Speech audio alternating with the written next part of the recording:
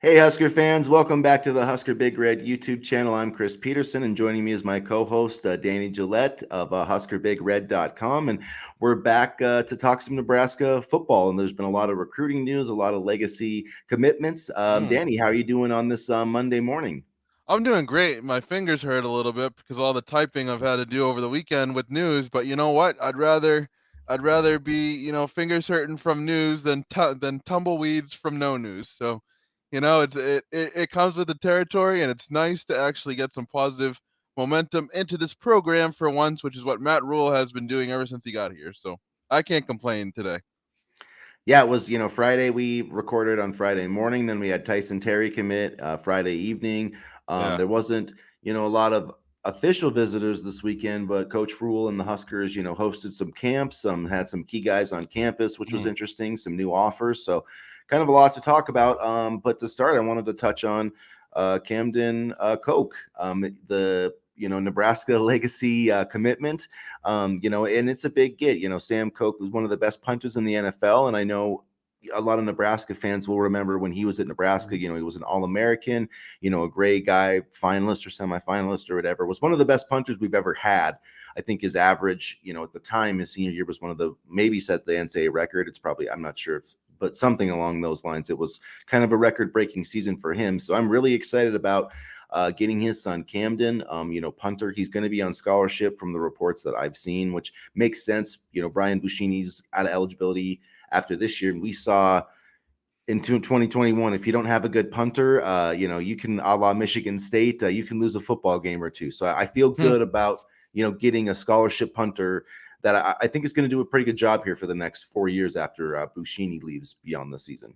How dare you mention that Michigan State game? Ugh, I had just erased that from my mind. But speaking of 2021, that was the year that Sam Koch retired. So he played from 2006 to 2021 with the Ravens, a really nice, long, and productive NFL career. And, if his son is anything like his father, I think we'll be in very good shape. I mean, and just on a side note, all these legacy and sons committing, McGahee, Koch, I mean, it makes me feel old. I don't know. It makes me feel really old, but I'm happy to have Sam in the program because, I think you can never have too many special teams guys. I mean, I know he had six kickers at one point, and it was like, okay, we have six kickers, but our field goal unit struggled for a couple seasons. So I'm happy to have Sam in here, and hopefully those really good punter genes got passed down.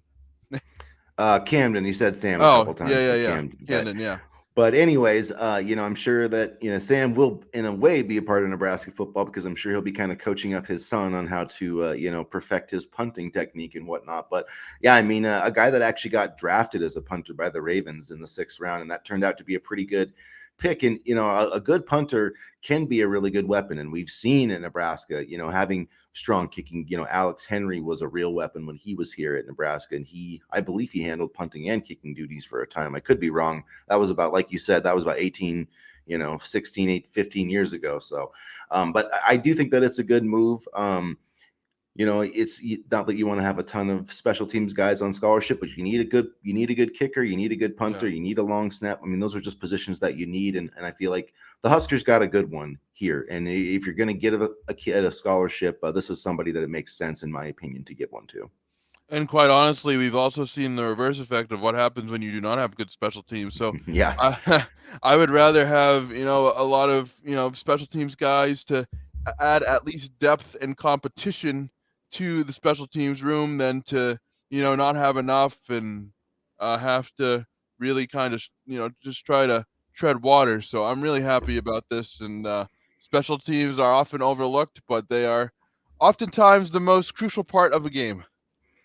Especially when you're playing, really tight football games. And we've seen Nebraska lose a bunch of close games over the last few years, and special teams has played a role in that. Not so much last year, but it did a little bit. I mean, Tommy Bleekrode missed, and obviously, Koch's not a kicker, but I mean, Bleekrode missed, a field goal before half against Northwestern that proved pretty costly, and then he also missed the game tying kick against Georgia Southern.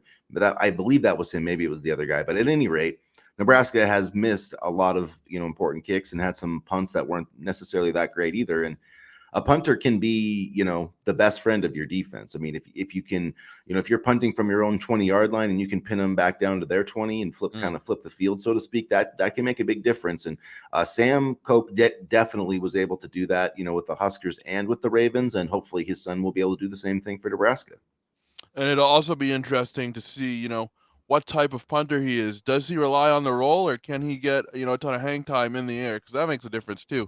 And so I'll be interested to see what Camden can do in that regard as well. But, it's really exciting to have another legacy in the program. And it's kind of cool to see this coaching staff go after so many legacy players. Obviously, results will tell on the field how good they really are. But at the very least, they know the history of the program, and they're willing to help the next generation of players kind of get their feet wet in Lincoln.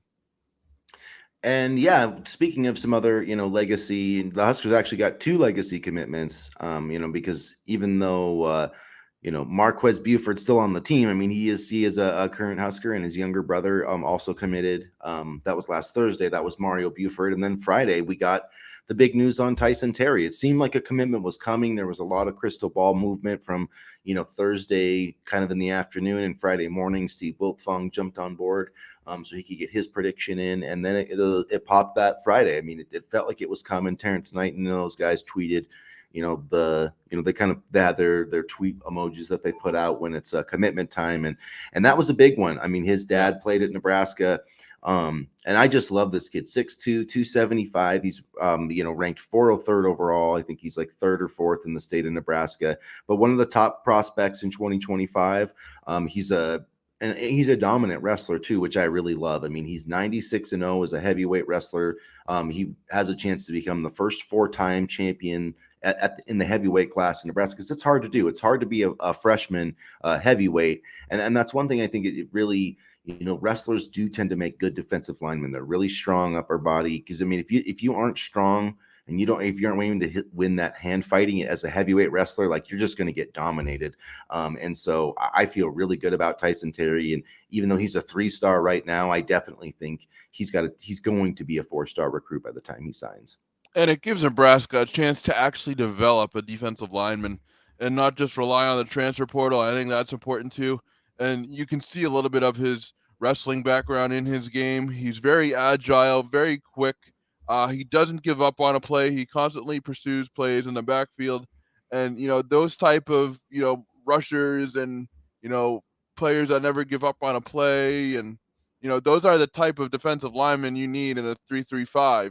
When you talk about, I know there's different variations, but when you talk about just a straight 3-3-5, and a lot of it relies on corner play, but also you need good defensive linemen to help kind of ease the load off the corners. And I think Terry will be able to help out in a big way once he gets on campus.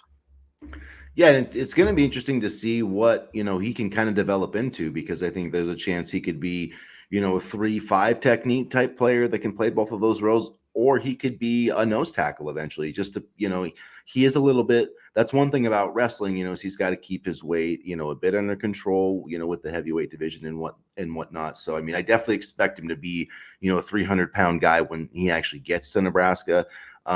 He looks like he's got the frame to definitely add, some weight in a good way, not, just like by eating or whatever. So I really like what the Huskers are getting from him. He's got 9 sacks already in his high school career. I mean, he's just a sophomore. I mean, he only played through a sophomore season. 23 tackles for loss, over 100 total tackles. So that kind of, reflects what you're talking about with the effort. Not all of those are solo tackles, but I mean, those are chasing guys down. And so he's just a very active player. Like you said, he's going to be a good guy to develop. And I just think it's a really good piece to have in the 2025 class. I mean, this guy, we've talked about him before. He was one of the top recruits in this class. So I just feel like getting him is just a really good step for Matt Rule to build some in-state momentum, especially because a couple of things in 2024 kind of trending in the wrong direction. Carter Nelson and Davon Hall, basically those guys doesn't look like they're going to be coming here. So we'll get to those guys a little bit.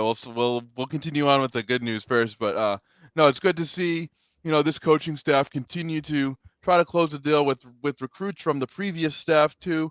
I mean, there were a lot of good players. Say what you want about the previous staff, but there were a lot of good prospects that the previous staff was pursuing. And, with only 2 commitments, and I know it's way too early, but the 2025 Nebraska football recruiting class ranks 10th overall. So, I mean, again, it's really early. I get it. But, I mean, it's exciting to see, Caden Vermas, Dyson Terry. I mean, you're getting defensive players that can really make an impact. And I'm excited to see how they develop and how they continue to grow. And I feel like Terry is going to be an absolutely massive, massive addition that we'll be talking about for years to come, honestly.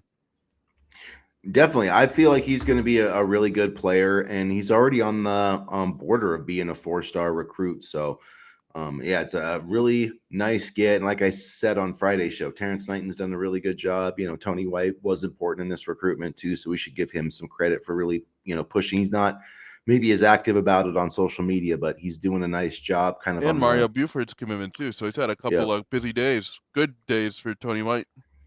Yeah, and Mario Buford, yeah, another we talked about his commitment on Friday, but another really good get in the 2024 class, a kid out of Texas. 4 of Nebraska's 8 commits are out of Texas. I know they've got 11 official visitors from the state of Texas, coming throughout this cycle. So nothing that we didn't expect with Matt Rule, but it's good to see him kind of following through on that. And I guess speaking of some visitors, there were a bunch of kind of not a bunch, like we said, not a bunch of official visitors, but there were some key unofficial visitors and some guys camping. Yeah, I know you wrote a few, articles on HuskerBigRed.com, but who were some guys that took visits that you were kind of watching this weekend? Derek Brown Jr. I know the coaching staff was working with him a lot on Saturday. From several reports I read, they were working closely with him. He's a linebacker. Um, he's not ranked in the composite or the 24/7 Sports rankings right now, but I mean I think that's going to change pretty soon. It's very telling that they were working closely with him, and he got an offer on Saturday as well. So it's good to see them kind of continue to offer linebackers and not only hold camps, but also really take stock in what these kids bring to the table, be active in those camps, and, make a move to at least try to, you know, get a bug in the kid's ear before his recruitment really begins to take off. Yeah, it's definitely been a different, Matt Rule's taken a different approach to the camps. He's hosting a lot and he's been very active. We saw them go down to the satellite camp in Texas and they offered a few kids in the 2024 class. They offered a few kids this weekend. Jake Peters, an offensive lineman from Iowa. It was his first Power 5 offer. 6'3", 265 interior offensive lineman. So he got offered yesterday. Stone Saunders was, on campus throwing.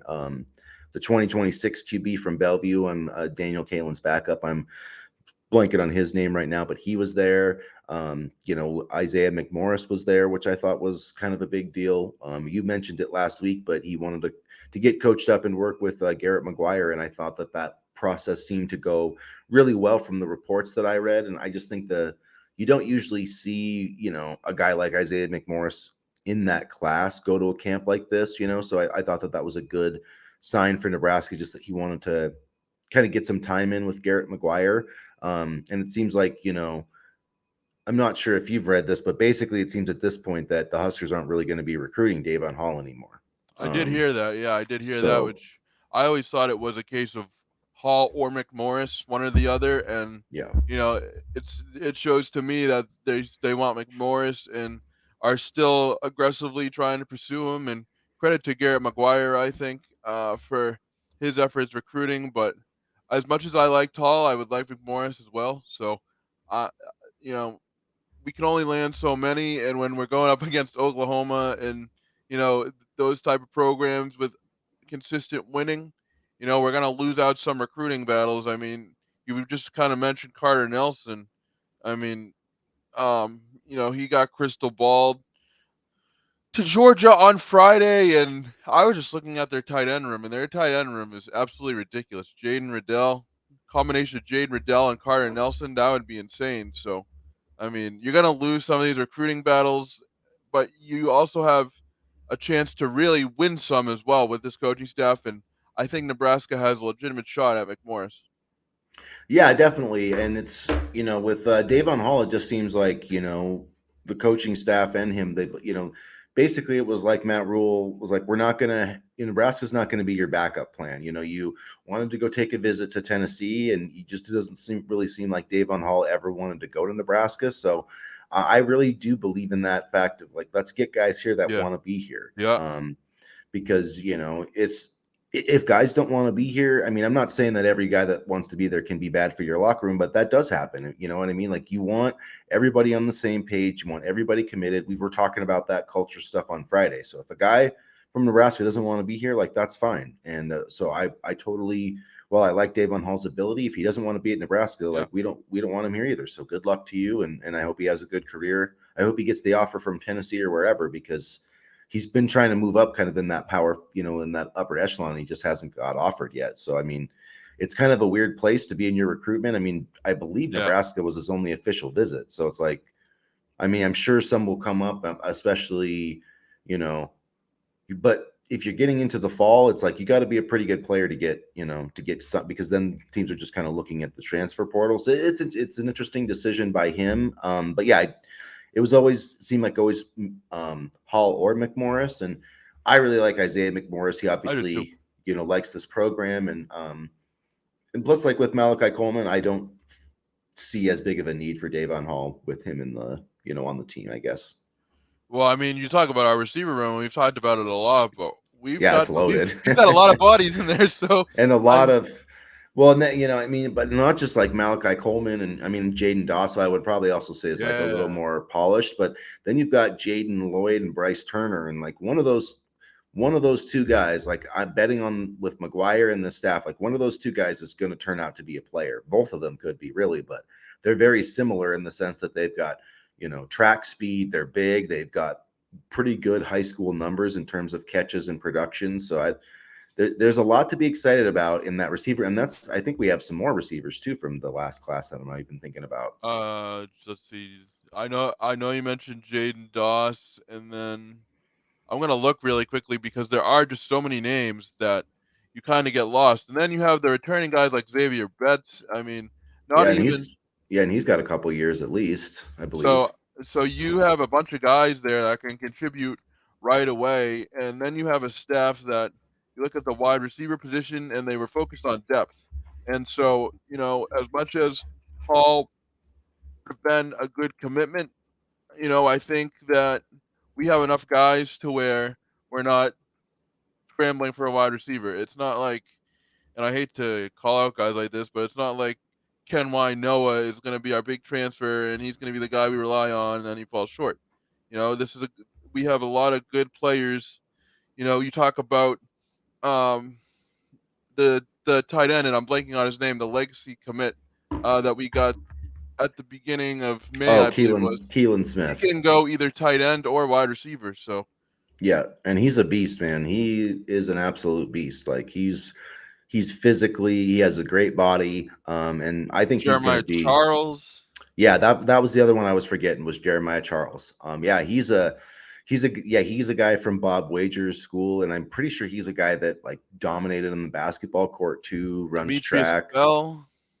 Yeah, yep. And there's a So, ton so of two guys, and they're both. And Demetrius Bell, I'm pretty sure, is like a top 500 recruit. So from yeah, Tennessee. So yeah. So yeah, receivers not a big worry. We talked about Gatelin Bear too, and that's probably a good thing with Gatelin Bear if they can get him. He's not a good thing, but they'll have they won't be in need of receivers in the next couple of years. I guess we can just say that. And the tight end room is looking pretty solid too. I would love to get Carter Nelson, who just visited Notre Dame this weekend. I've seen a little bit. I saw Tom Loy, put out something, but he's a pretty big Notre Dame homer, as we've talked about. So I do think that this recruitment's the thing that got me was when Greg Smith, changed his yeah, prediction, because I trust him for he, Nebraska stuff. So I do too. He's not usually an over the top type of yeah, predictor, so he's solid. And so it seemed like, I think this is kind of true. Nebraska probably had the lead before he took that visit to Georgia, and I think that really kind of opened his eyes. And it probably too, it's definitely possible that he could have, not been quite sure about where he stood with Georgia going into the visit since they already had two tight ends. He could have been kind of like ambiguous about like how the staff felt about him, and they may have just totally put that to rest. Like, they could have. It seems like they're like, we don't give a crap about these other tight ends. Like, we do want you in this class no matter what, and that might have been what he needed to hear. And then with everything else, all the talented recruits and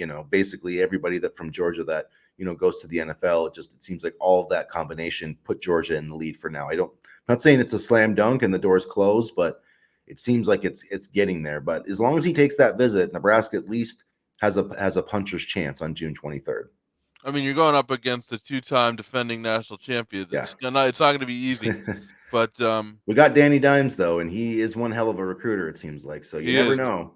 I'll definitely be watching that Elite 11 finals closely because those are some big names too that are in there, and to have Danny in there is really really great. And I'm excited for the future. We're gonna miss out on some guys, but I don't think with this stuff it's gonna be for lack of trying.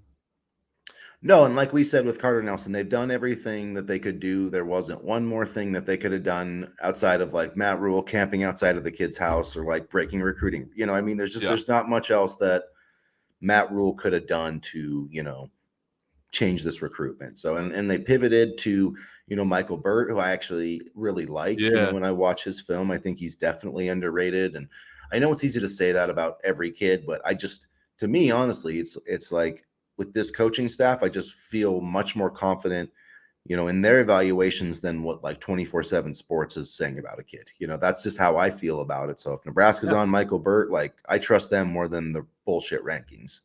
Yeah, and this coaching staff has shown that they're not afraid to get into the dirty areas of recruiting to find the hidden gems. I mean, you look at a guy, for example, like Turner or Quentin Ives, guys that weren't ranked prior to them coming to Nebraska. I mean, it seems like they have a lot of connections throughout, the country, quite frankly, in terms of recruiting, and they can find those, diamonds in the rough. And that's not to say that Burt is going to be a diamond in the rough for long. I don't think he's going to be a diamond in the rough for much longer. But it does, they're just trying to illustrate the point that Nebraska has a way of, trying to, you know, get as many offers out as possible to guys that may be a little bit unknown, but can still play at a high level. Yeah, and I think, like with Burt is a good example. I mean, he's not right now. He's not ranked in the 24/7 composite. He's a 3-star in their own rankings, but I mean, he just went on a run of Big Ten offers. So I mean, like he's definitely going to be a composite 3-star at some point. Like he's going to be in the top. It would shock me if he wasn't ranked in the top 1,000. Like by the time he finally like gets to commit, I believe he's taking an official visit this weekend. So I seems like Nebraska has a good shot to take the lead, but Iowa and these other teams are in the mix for sure. So, and Iowa and Minnesota both got him on campus and offered him before Nebraska. So, I mean, we saw how that impacted things with Ingwerson. So, we'll see what happens with Michael Burt, but I definitely like him and feel like he's kind of a nice secondary option for this class if they aren't able to get, Carter Nelson. So that's basically, kind of how I feel about it. It's a good room, and people, where you forget about Ian Flint too, but he's a heck of an athlete, and I think he's another guy that could be a solid piece in this room too. I was just about to say we have depth at the position. Guys like Flint, guys like Ishmael Smith Flores. It's not as if we need a tight end or else this offense is gonna be without one. We have depth, and I don't want to say backup options, but we don't need a tight end to the point where if we don't get one, then it will be a struggle. This coaching staff has done a nice job of, getting depth at several positions to where if we miss out on a guy, it's not a big scramble like it quite frankly used to be. And yeah, I totally agree with you. In terms of that, they definitely have a plan of attack. With things, with they're very meticulous, kind of about how they put their board together. And Ishmael Smith Flores, mentioning him, he's a guy that I really think has a bright future playing football. I mean, I think he played football for like 1 year and under Bob Wager, like at Texas Arlington. He's a big kid, played basketball. I love tight ends that play basketball. I just do. They've got that athleticism, I mean, if a kid can go up and get like a rebound and can catch the ball in the post, like they can just they just tend to be able to catch the football. So I feel like he's got, out of all the kids in the 2023 class, like he's one as a sleeper I really think could surprise people in a year or two, because it's just like he's such a raw specimen right now. And they've got a bunch of those guys, and Matt Rule just really is comfortable in his own skin, because he's been at Baylor, he's been at Temple, he's been in the NFL. I think he knows what an NFL player looks like, or at least he knows what the base of, what traits you need to be a successful college football player. And so I think he's really able to identify those, and I think he feels confident in the staff that he's hired to identify those traits too. So they're really putting a lot on, our own evaluations and betting a lot on that, and we'll see how it works out. But I feel confident in the way that they're going about things on the recruiting trail.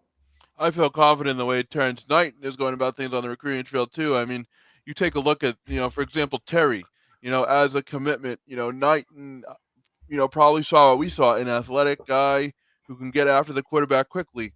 That fits very well in today's modern game of NFL. The speed component that a wide receiver brings to the table, that a guy like, Bryce Turner has, Jalen Lloyd has, those type of guys, that fits very well in today's offensive minded NFL. So they're recruiting guys that whose game can translate strongly at an NFL level, in theory. Obviously, for some of these guys, they got to finish their college careers and we'll have to see how they play. But, they have all the base traits that would make a successful NFL player on, both sides of the football. Yeah, definitely. I agree with that. And I think, yeah, it puts Nebraska in a good spot in this recruiting class. The next couple of weekends are going to be really important. This weekend and the June 23rd is the big one. That's when, McMorris is coming, Daniel Kalin's coming, Carter Nelson's coming, a bunch of guys. So the momentum, I think, is trending in the right direction. We've got 9 commitments now in 2024, with, Coke, excuse me, being put onto the list. But yeah, so I like where this class is trending. We're going to be moving forward now, actually having, it's kind of a dead period time for the football team. I know kids are reporting for the summer and new kids, but there's not a lot of practices and things. It's not like they're having a ton of, I think outside of their summer, weightlifting and conditioning programs, I don't think they do a lot in terms of team activities over the next month or two.